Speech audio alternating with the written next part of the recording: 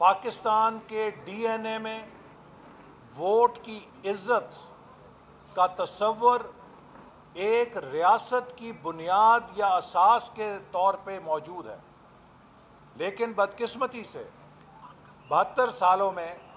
پاکستان میں ووٹ کی عزت کے ساتھ جو ڈرامہ کیا جاتا رہا، جو کھیل کھیلا جاتا رہا،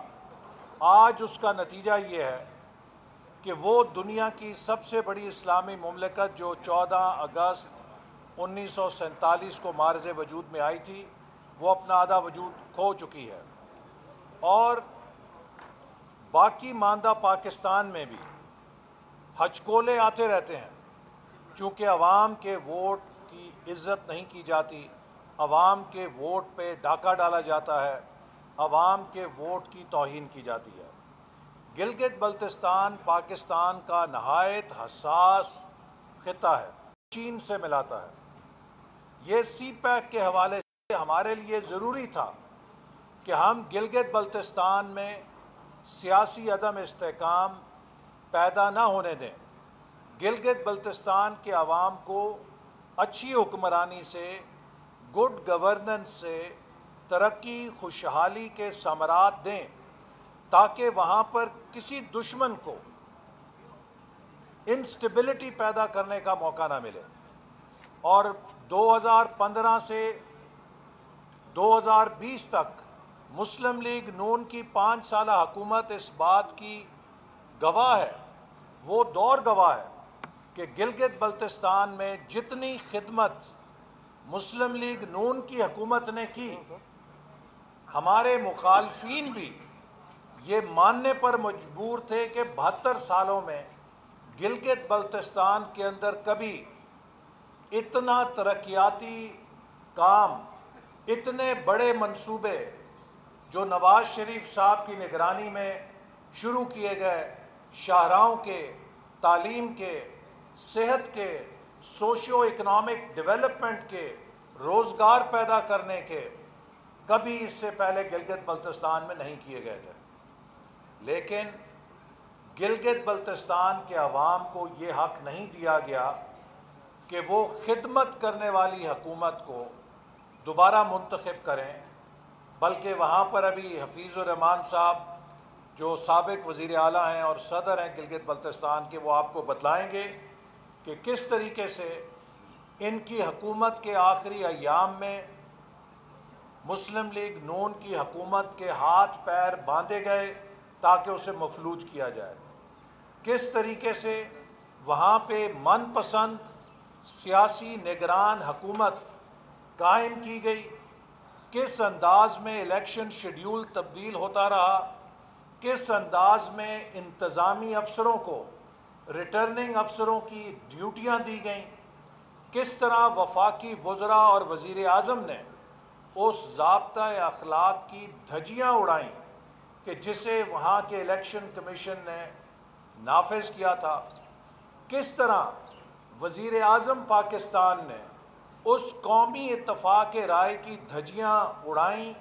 جو ملک کی تمام سیاسی قیادت، چیف آف آرمی اسٹاف اور D G I S I کی موجودگی میں گلگت بلتستان کے حوالے سے کیا گیا تھا، کس طریقے سے عدالتی احکامات کی توہین کی گئی۔ اور سب سے بڑھ کر یہ کہ جب میں نے وہاں چیف الیکشن کمشنر کو ساری شکایات بیان کی اور انہیں کہا کہ وہ نوٹس لیں کہ یہاں پر سرکاری وسائل سے وفاقی حکومت اپنے وزراء کے ذریعے ضابطہ اخلاق کی دھجیاں بکھیر رہی ہے، تو چیف الیکشن کمشنر نے نہایت بے بسی کے ساتھ مجھے کہا کہ میں کیا کروں، میری کوئی سنتا نہیں ہے۔ میں یہ کہے بغیر نہیں رہ سکا کہ جناب آپ کی کوئی نہیں سنتا تو آپ مستعفی ہو جائیں، لیکن یہ ناٹک، یہ ڈرامہ گلگت بلتستان میں کیا گیا اور پاکستان کی سلیکٹڈ حکومت کی طرز پہ گلگت بلتستان میں بھی سلیکٹڈ حکومت مسلط کی گئی۔ لیکن میں یہ بات ضرور ریکارڈ پہ رکھنا چاہتا ہوں کہ گلگت بلتستان کے عوام کو سلام ہے کہ جنہوں نے اس تمام تر دھاندلی کے باوجود پی ٹی آئی کو شکست دی۔ گلگت بلتستان کے اندر ہر انتخاب میں اگر وفاقی حکومت کی کامیاب ہونے کی دلیل دی جاتی ہے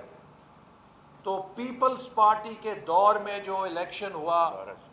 اس میں انہیں 14 نشستیں حاصل ہوئیں۔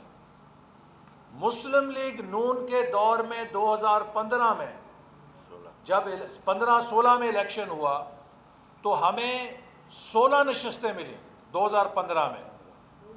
16 نشستیں مسلم لیگ نون کو ملیں، لیکن جب پی ٹی آئی کے دور میں بدترین دھاندلی کے ساتھ، بدترین پری پول ریگنگ کے ساتھ، بدترین انتظامی وسائل جھونکنے کے باوجود پی ٹی آئی کو صرف 8 نشستیں ملی۔ پی ٹی آئی سادہ اکثریت بھی حاصل نہیں کر سکی تھی۔ بالآخر ان آزاد امیدواروں کو دباؤ دے کر پی ٹی آئی میں شامل کرایا گیا، جیسا کہ پنجاب کے اندر پی ٹی آئی کی اکثریت نہیں تھی، پی ٹی آئی دوسرے نمبر پہ آئی تھی، لیکن زبردستی آزاد امیدواروں کو پی ٹی آئی میں شامل کروا کے پنجاب کے صوبے میں پی ٹی آئی کی حکومت قائم کی گئی۔ یہ ہے ووٹ کی عزت کی پامالی کی کہانی جو پاکستان سے شروع ہوئی، جنرل الیکشن میں اور گلگت بلتستان کے انتخابات میں بھی دہرائی گئی۔ لیکن میں وارن کرنا چاہتا ہوں کہ اگر کسی نے آزاد کشمیر کے الیکشن میں ایسا کرنے کی کوشش کی تو وہ مودی کا ایجنٹ ہوگا۔